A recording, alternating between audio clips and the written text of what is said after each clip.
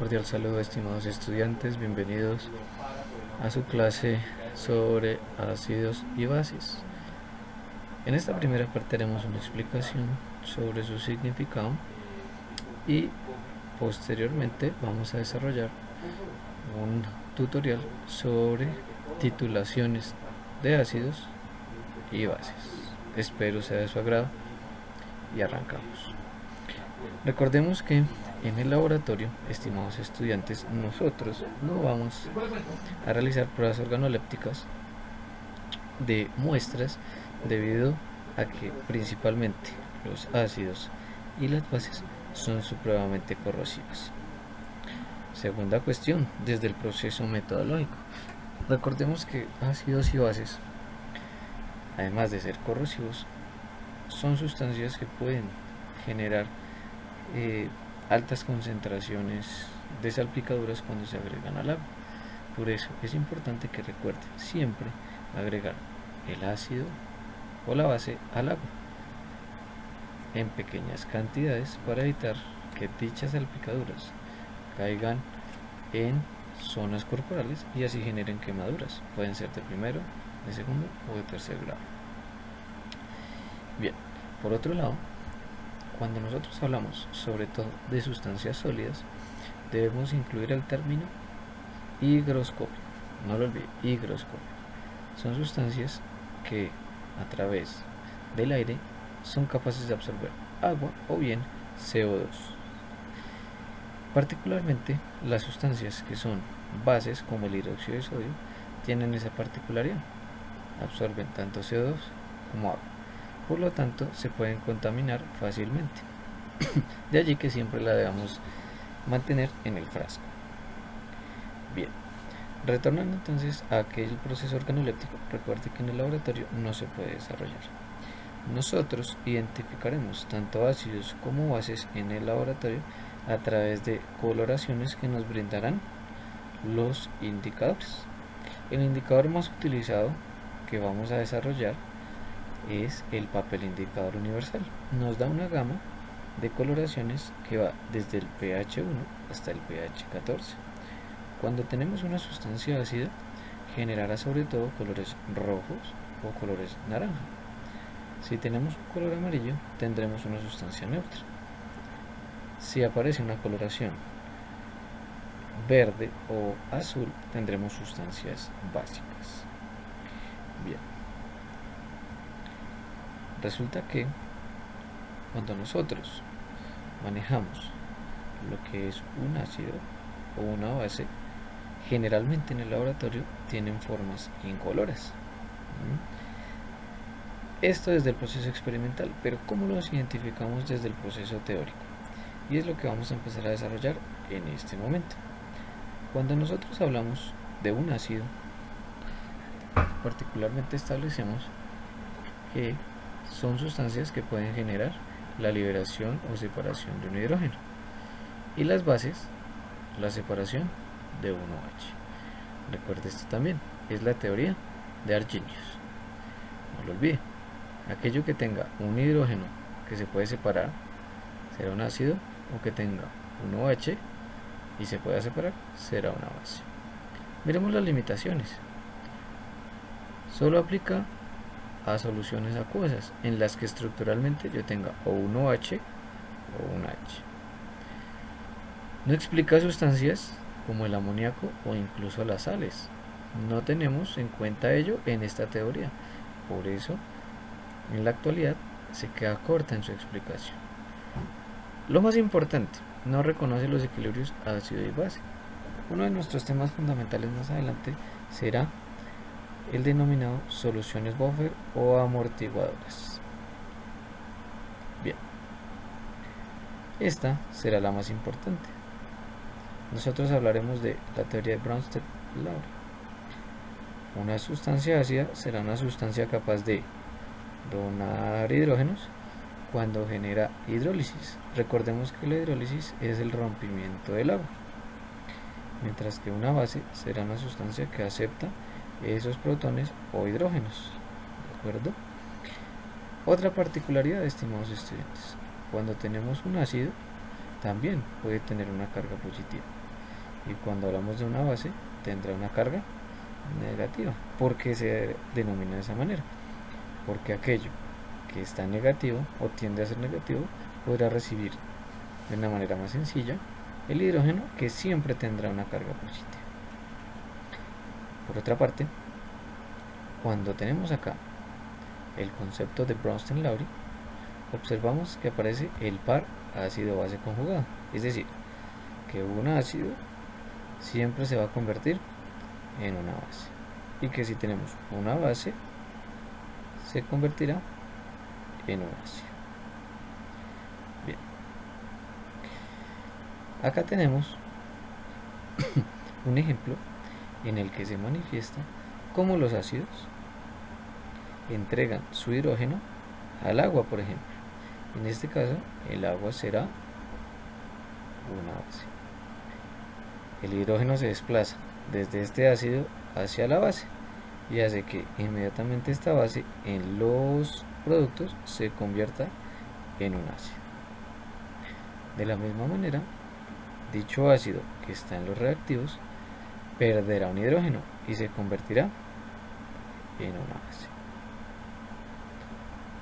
Cuando hablamos de ácidos y bases, nuestro objetivo será siempre identificar hacia dónde se mueven los hidrógenos. Recordemos que el hidrógeno siempre se moverá desde el ácido hacia la base para conformar un nuevo ácido. Siempre, siempre, siempre manejaremos el proceso de esa forma. Por otra parte, el agua puede actuar como ácido o como base. En este paso, estimados estudiantes, vamos a notar que el agua puede recibir hidrógenos y también los puede entregar. Por lo tanto, puede sufrir procesos de hidrólisis, es decir, puede liberarse el hidrógeno y transformarse en OH, o puede recibir el hidrógeno y convertirse en H3O, como vemos acá. HC3O positivo tiende a ser un ácido, OH tiende a ser ¿qué? Una base. Vamos a hablar de electrolitos acá un momento. Un electrolito es una sustancia que se disuelve en agua.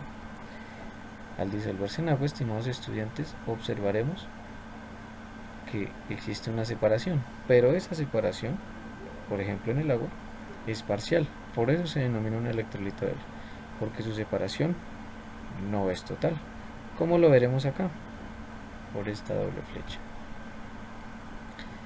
Dentro de la teoría lo llamaremos entonces autoionización del agua.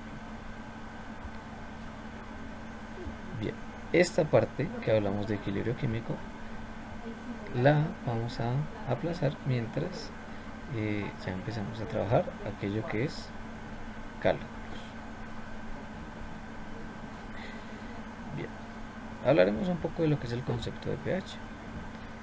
Cuando nosotros hablamos de concepto de pH, nos referimos a identificar la concentración de iones hidrógeno, bien sea en sustancias fuertes o bien sea en sustancias débiles.